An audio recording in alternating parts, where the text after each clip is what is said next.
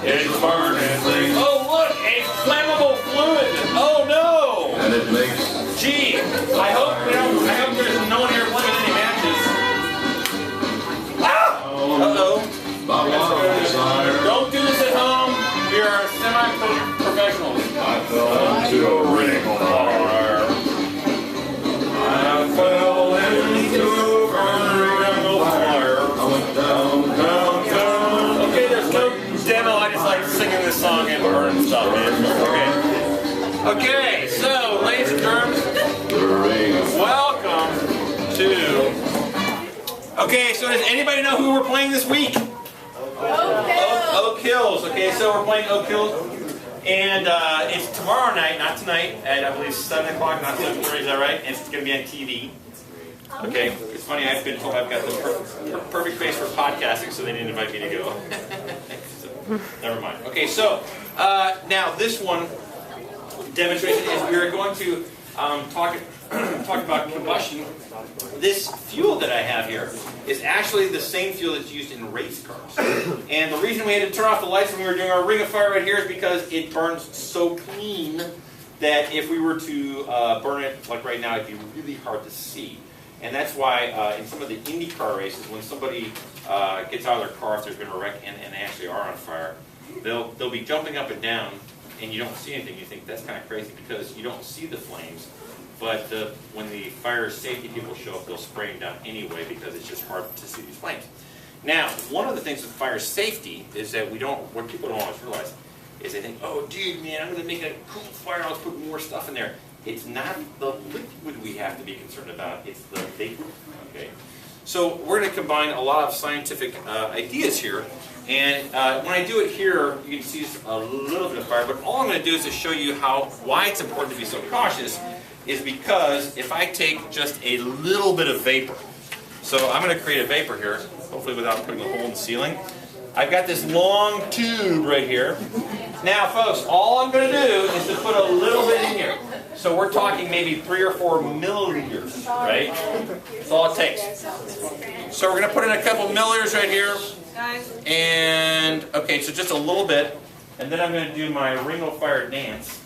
And yes, if Bill Nye can be on Dancing with the Stars, then, well, maybe there's a good reason why I'm not on. But anyway, yeah, so all we're going to do is to do my little, oh, never mind. But anyway, what we'll do here, all we're doing is spraying this out. Now, by creating a vapor, the surface area is increasing by like thousands, okay? And that means more places for these reactions to occur, okay? So it's the vapor that we have to be careful of. So what would happen in theory if all of a sudden I were to drop a match down this thing? Well, let's find out. We might actually see a ring of fire and I might burn the hair off my hand. Wouldn't that be fun? Okay, so here we go. What we'll do, I'm going to take the lid off. Now, if you blink, you'll miss this. And I want you to listen carefully, not just watch, but listen as well. And these matches have not been agreeing with me. Oh, there we go. Okay, right. Oh, that was a good one. Okay, that was a cool ring of fire. Now, what about that sound that happened? Lights, please. Okay, and there's some stuff that's still in here, which is like down here. You can see what appears to be what? This appears to be like it's water vapor. Yeah, that's right. So, what we can do here? That's crazy. Okay, so what we can do here, yeah, so there are little drops of water. Why would there be water in here if we just burned a bunch of alcohol? Well, it could be the byproducts of the chemical reaction, which we'll be talking about in a couple weeks. We get out water vapor. That's why when we take a hydrocarbon type fuel, which is kind of like this alcohol, you see a jet go by, what do you see come out of the back of the jet? Water vapor, yeah. And so, yeah, and also if you look at just in line at a red light, if you look at the car in front of you, you'll even see it sometimes come out of the tailpipe. Now, the other thing that we did was we heard something happen. So what did you hear when this occurred? Like, what did it sound like? Something like, we kind of had that low sound. Sound is nothing more than change in air pressure. So what's happening as this ring of fire is coming down? What is it burning up? What's one of the things we need to burn? Oxygen. You're changing the air pressure as it goes down. The sort of like the tube, the length of the tube is sort of getting bigger as this thing's going down. The longer the wavelength of air pressure, the lower the sound.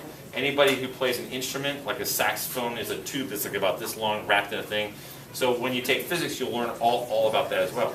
Now the scary thing is, they use this idea sometimes in bombs when they want to get somebody out of a cave.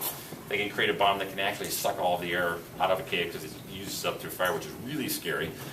Now, we aren't going to do that, but again, what's going to happen tomorrow is we will smoke the oaks. When we meet them tomorrow, smoke the oaks, and they burn up in a what? In a ring of fire. So, there you have it. Welcome to our Friday demo. You guys have a great weekend, and let's kill the oaks tomorrow! Woo!